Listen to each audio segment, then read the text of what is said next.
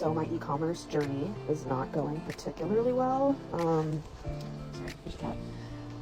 So far I've gotten 2 sales, one of which was my own, which is good, but 2 sales total. I've put in a decent amount of money. Listen, I feel bad for this girl, but the reason why so many people struggle with e-commerce is because they follow the life cycle of 99% of Shopify e-commerce stores.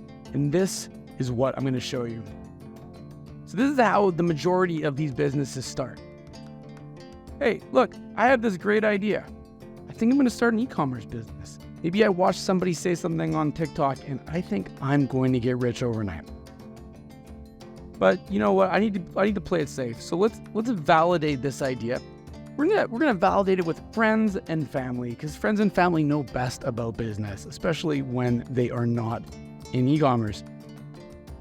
So great news, my mom thinks my product is good. She's happy, she is stoked for us, and we're ready to rip. So what do? We go and we track down exactly where we're gonna get this product from, and we order enough of it so that we can sell it. Hey, if we're not gonna order it, maybe we're gonna make it by hand and we're gonna spend a bunch of time putting it together, because as soon as we fire up that Shopify store or that Etsy store or whatever platform you're using, the money is going to roll in. Or is it? You fire it up and there are no sales. Unfortunately, it's not like the Field of Dreams. If you build it, they will not come. You have to get the people to the site, the right people with the right problem that your product solves. So no sales. This makes us feel sad, disappointed, a little discouraged. And then it brings us back to the drawing board. Do we want to keep going? Yes or no? So in this case, we're still into it. It's only a tiny minor failure, no big deal. So we're going to go back to the drawing board, and we are going to start by sharing the product on our social media. Chances are, hey, maybe your mom might buy one. Maybe you might get a test purchase like the girl in this video, but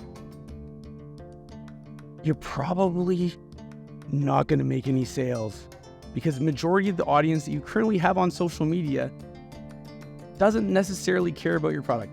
Maybe you get lucky and they do, but most of the time, you're not going to get sales. And this is going to make us feel sad and discouraged again. And we're going to come back to the beginning and think, is this something we want to keep on doing? Some people might say no, some people might say yes. For those of us who say yes, usually the next step is we're going to start spending hours of time daily creating social media content, either on our own personal profiles or on social media profiles for the brand. We're going to create content. We're not going to really engage in the community. We're just going to shout stuff out to try to get people to buy our stuff. And does that make us get any purchases? Let's follow this. Oh, jump that line, come up here. What do you know?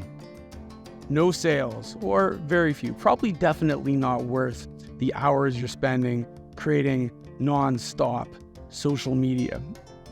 So let's go back to the decision tree. How does this make us feel? It makes us feel sad. It makes us feel discouraged. Shall we keep going? You know what? Let's continue. So where do people end up next? Usually, it's at Facebook ads.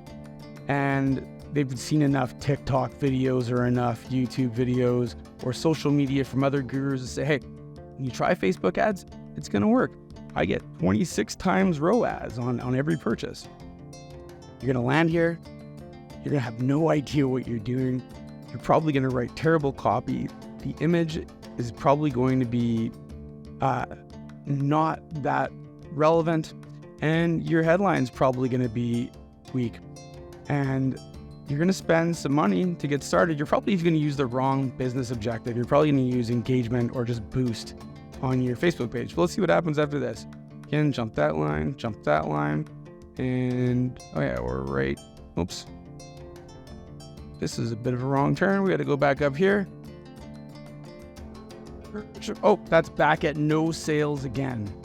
And now we spend time, we spent money, and we are not only sad and discouraged, but we think that we no longer have any idea what we're doing, even though we think our idea was validated, whether it was by our mom or whether it was by our friends. We are going to take the decision, in a lot of cases, pack it in, because we jumped into our business without having an understanding of A, how to validate our product, or B, how to market our product. There's a whole slew of steps that go into building an e-commerce business that come after you have a great idea. And guess what? You've landed in the right place, because I will tell you exactly what you need to know to be successful in e-commerce.